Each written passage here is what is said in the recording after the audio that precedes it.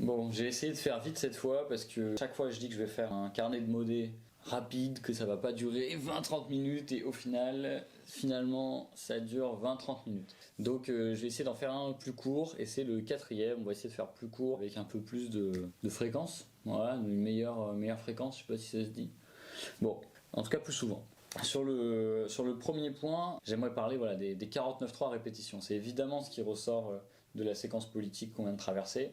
4 49.3 en un peu plus d'une semaine. À chaque fois, c'était quand on discutait sur le budget, quand on discutait sur le budget de la sécurité sociale.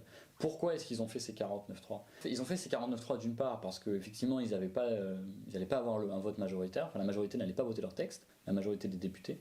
Mais en fait, je crois qu'ils ont aussi installé ces 49.3 même rapidement parce qu'ils ne voulaient pas débattre. Sur le projet de loi de financement de la sécurité sociale, par exemple, ils ne voulaient pas débattre. C'est un projet de loi qui partait sur 4 milliards d'économies sur le système de santé, sur la sécurité sociale, en 2024. C'est un projet de loi qui faisait faire des millions d'économies, presque le milliard, sur l'hôpital pour 2023, parce qu'il y a l'inflation et c'est pas compensé. Donc, ça veut quand même dire qu'ils ne voulaient pas débattre de ça. Pareil, sur les déserts médicaux, ils ne voulaient pas en parler. Et ils ont voulu éteindre les débats. Et ça a été un peu la même chose sur les autres textes. Nous, par exemple, au total, c'est un peu plus d'une cinquantaine d'amendements qui ne seront pas étudiés, parce qu'ils n'ont pas voulu débattre. C'est par exemple, nous on avait déposé les ratios pour qu'il y ait un nombre maximum de lits ou de malades par soignant qui soient imposés, on ne pourra pas en débattre. On voulait également que les infirmières et les auxiliaires puéricultrices puissent avoir la prime Covid, on ne pouvait pas en débattre. Finalement elles l'ont eu parce que les soignants se sont bagarrés et sont allés la chercher jusqu'au ministère de la Santé.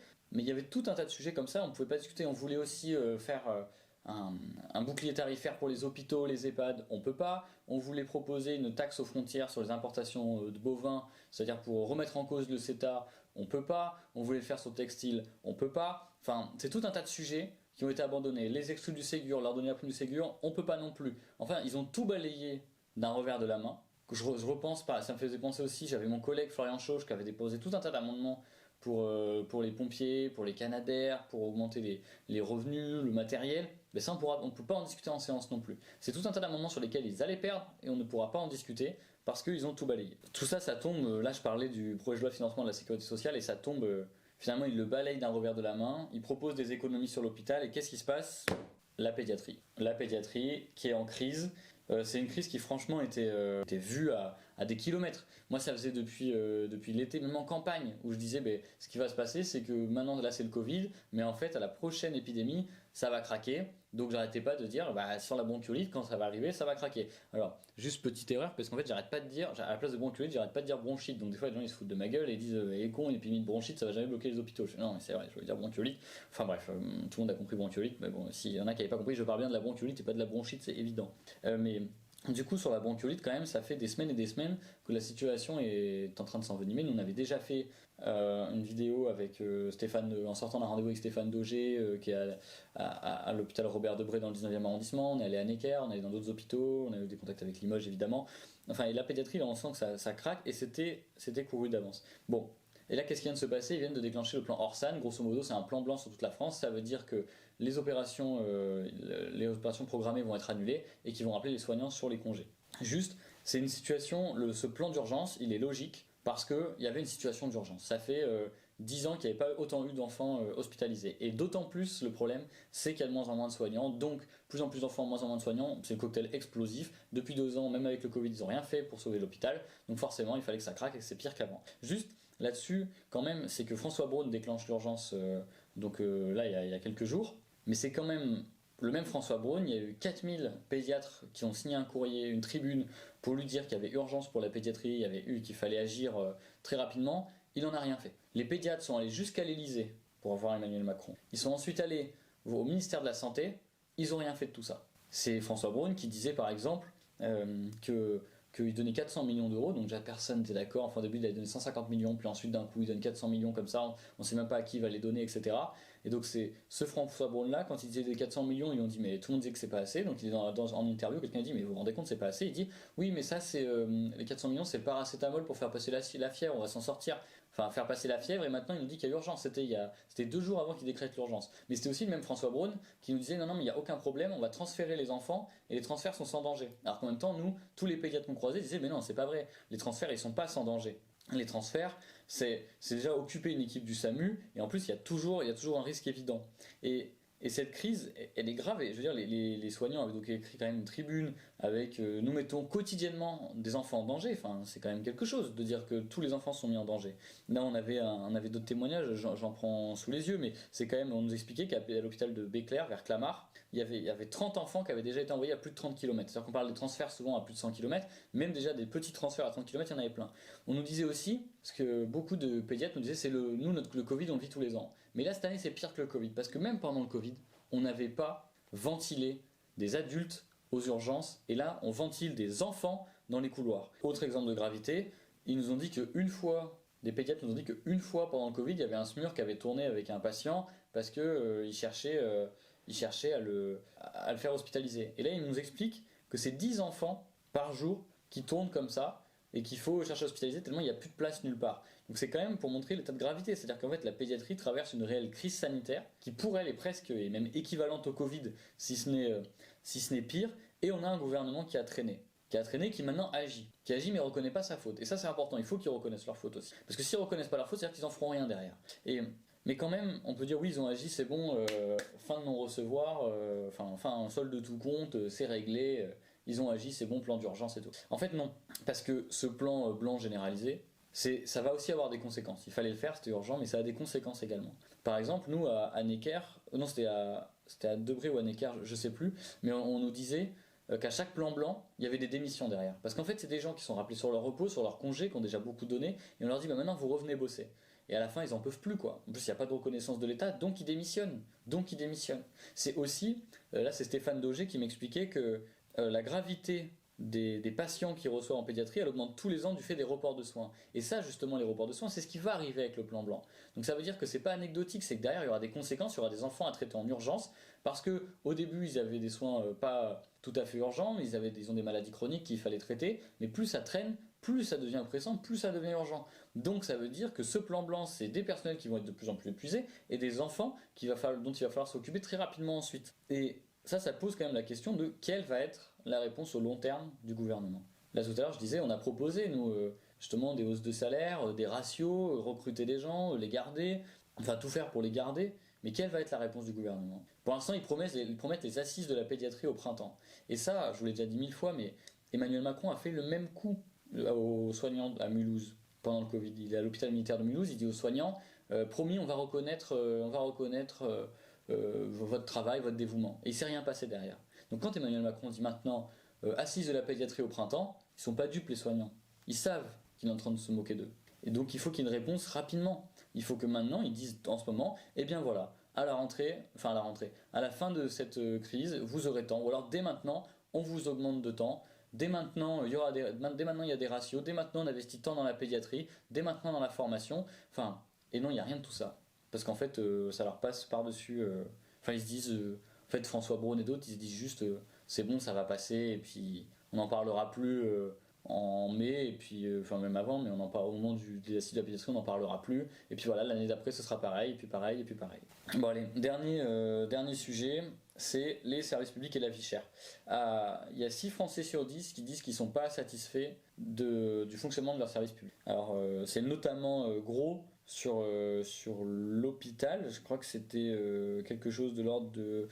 C'est 73% des Français ne sont pas satisfaits du fonctionnement de l'hôpital, et sur l'école c'était 47% ne sont pas satisfaits du fonctionnement de l'école.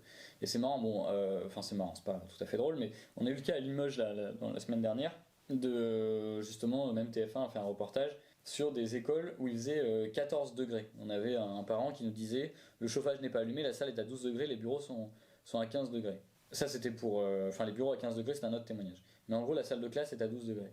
Et là il y a eu TF1 qui est venu et qui a prouvé que c'était 14 degrés dans les écoles à Limoges. Et ça c'est quand même pas entendable. Alors il y a le premier point, c'est pourquoi il n'y a pas un bouclier tarifaire pour les communes pour s'assurer que toutes les communes chauffent convenablement pour les enfants. Ça c'est la première question. Et la deuxième, c'est juste que les gens en fait ils voient bien que tu vois, t'as Pape Ndiaye qui promet un CNR de l'école, on va tout restructurer, on va tout disrupter. Mais Pape Ndiaye, chauffez juste les classes comme il faut. Recrutez les profs. On vous demande pas plus. On vous demande pas d'aller tout start-upiser. On vous demande juste faites le minimum, chauffer l'école. Enfin, c'est quand même dingue de se dire que l'école est à 14 degrés. Moi, j'avais vu un témoignage, je crois que c'était vers Poitiers, non, c'était Poitiers, alors, je sais plus où c'était exactement. Mais en gros, des parents qui disaient, bah moi j'ai amené mon gosse à l'école, il faisait 11 degrés, je l'ai ramené à la maison. Ben, en fait, c'est ça, il faudrait quand même assurer le minimum. Mais comment tu veux payer des impôts et pas râler quand tu vois ça derrière, quoi. Et puis l'autre point, c'est évidemment l'hôpital. Ah oui, non, et sur l'école, quand même aussi l'autre exemple, hein, c'est même à Avignon, il y a une section d'un collège alors qui devait fermer, je ne sais pas si elle a fermé, parce qu'ils ne pouvaient pas payer le chauffage. Donc en vérité, on peut taper sur les mairies. Je pense franchement, du côté des mairies, il faut regarder ce qui se passe. Mais déjà, avant de tout disrupter, il faudrait au moins assurer des boucliers tarifaires aux communes et faire en sorte que on n'ait pas à se poser la question de est-ce que dans les enfants dans certaines villes ils seront chauffés ou pas. Et l'autre point, c'est évidemment l'hôpital. Il y avait plein de questions sur les services publics dont on pourrait parler, mais pour moi c'est l'hôpital, qui déconne. C'est-à-dire que les gens ils le voient bien, quoi. Ils vont payer tout le monde paye des cotisations, etc. Et là tu vois que l'hôpital est en train de s'effondrer. C'est ce qu'on disait tout à l'heure sur la pédiatrie. Je reprends juste deux témoignages parce qu'en fait on est allé dans un hôpital durant Allo Ségur et en fait il y avait un hôpital qui était en grève, je dirais pas lequel, mais qui était en grève. Et là, les soignants, on a reçu un message d'une soignante qui nous a dit que la grève n'avait rien donné. Et aujourd'hui, en fait, elle est en burn-out aujourd'hui parce qu'il ne s'est rien passé avec cette grève. Et donc là, elle nous a expliqué aujourd'hui, 11 infirmières sur 19 sont arrêtées. 11 sur 19 sont arrêtées, dont moi qui suis en burn-out. Et dans le même hôpital, on a une autre soignante qui nous explique dimanche matin, après la garde de nuit, on a laissé 4 personnes sur des brancards dans le couloir, faute de place dans les chambres. Et je pourrais vous sortir tout un tas de témoignages. Là, l'autre jour, on est allé avec Benjamin, on est allé voir un de nos camarades, Christian, qui a fait un infarctus et du coup qui est à l'hôpital. On est allé le voir et sur la route, enfin juste dans l'hôpital, on croise un pote de Benjamin. Benjamin, c'est mon collaborateur. On croise un pote de Benjamin qui nous explique, parce qu'il est venu pour une hernie discale, on va vous mettre le témoignage bientôt, et il a attendu 48 heures aux urgences avant d'être pris en charge. Et au début, il disait j'ai dû négocier pour qu'on m'accepte parce qu'en fait, il voulait m'envoyer chez moi alors qu'en fait, j'arrivais plus à bouger. Sur les services publics en général, là, on avait reçu quelqu'un qui nous disait, sur les services généraux, par exemple la question des cartes d'identité, etc., les gens qui ont du mal à refaire leurs cartes. Enfin, tout ça pour dire que on voit que d'un côté, les services publics déconnent, de l'autre, les gens manifestent contre la vie chère pour avoir des salaires dignes, et en même temps, à l'Assemblée nationale, eh bien, on vote encore des exonérations d'impôts pour les grandes entreprises, et on décide d'agir franchement contre la pauvreté et surtout pour nos meilleurs services publics. Il y a une déconnexion telle entre ce qui se passe dans cet hémicycle et ce qui se passe dans la rue et dans la vie de tous les jours qui est assez incroyable, quoi. Et la question qui se pose, c'est comment on va réussir à leur faire mettre les pieds sur terre à tous les députés, les ministres qui veulent rien entendre. Et donc tout ça pour dire que je pense qu'on a tous intérêt à continuer à aller aux manifestations, à encourager et essayer de pousser un message aussi dans la rue. Mais du coup, c'est pas que les gens pour la hausse des salaires, etc. C'est aussi les gens qui en ont marre. Les gens qui en ont marre des services publics qui fonctionnent mal, qui en ont marre de ne pas pouvoir se faire soigner, il faut aller dans la rue. Et il faut aussi se faire entendre auprès de vos élus, contactez-les, envoyez-leur des messages. C'est pas possible. Il faut qu'on se bouge tous ensemble. Et le dernier point, du coup, c'est en circonscription rapidement, même si là je viens d'en parler un peu avec Limoges et l'école. On a des permanences qui vont arriver samedi 19. On fait une permanence le matin à Neuvy-Cantier et l'après-midi à Champnettry. On est en train de contacter les mairies pour organiser des permanences partout. Et puis il y a notre permanence, notre local, qui est partagé avec Manon Meunier, qui va ouvrir fin novembre. C'est tard, je sais, mais en fait on fait les travaux dedans, on doit décorer, etc. Mais bon, qui va ouvrir en fin novembre. Et vous pourrez venir sans rendez-vous. Et le dernier point, c'est que pour Noël, on va organiser des collectes de jouets qu'on redistribuera ensuite aux associations. Donc ce sera la permanence. Et puis moi, vous me retrouverez aussi sur les parkings de supermarchés à Noël pour faire des permanences délocalisées, demander aux gens comment ça se passe. Parce que je pense que si les gens ils sont allés cet été, ils sont pas partis en vacances, à mon avis, Noël va être catastrophique. Tous les ans, on a les chiffres qui reviennent pour dire il y a X enfants qui n'ont pas pu avoir de cadeaux, etc. Moi, je pense que c'est par exemple les repas de Noël, les gens vont en pâtir sérieusement. Enfin, elle va être maigre dans l'assiette. Et donc je serai sur les parkings de supermarchés pour vous entendre et aller amener ça à l'Assemblée nationale, porter ça, quoi. Dire que aujourd'hui, effectivement, il faut manger, il faut vivre, enfin il faut manger, il y a tous nos besoins vitaux auxquels on doit répondre, mais la joie et le bonheur de se retrouver en famille, le bonheur de pouvoir faire à manger pour Noël, le bonheur de pouvoir offrir des cadeaux, et ça compte aussi. Et c'est pas normal, que des gens ne peuvent pas le faire réellement. Donc je pense que par exemple Noël, je sais qu'il y en a plein qui vont me dire ouais mais bon tu sais Noël c'est consumériste, etc. Bah ouais, mais moi je pense que peut-être c'est consumériste, mais c'est aussi des fêtes de famille, c'est aussi des moments où tu as des gamins qui sont heureux, c'est aussi des moments où les parents peuvent faire plaisir. Et donc il n'y a pas de raison qu'il y ait que les pauvres qui peuvent pas avoir ça, et que les riches par contre eux ils continueraient de faire Noël normalement. Donc moi je serais là sur le supermarché, sur les parkings de supermarché. Il faudra qu'on se bagarre pour montrer au gouvernement que bah non, en fait tout le monde a le droit d'avoir un peu de bonheur. Déjà les gens se battent pour bouffer, mais en plus ils ont aussi le droit de se battre pour être heureux.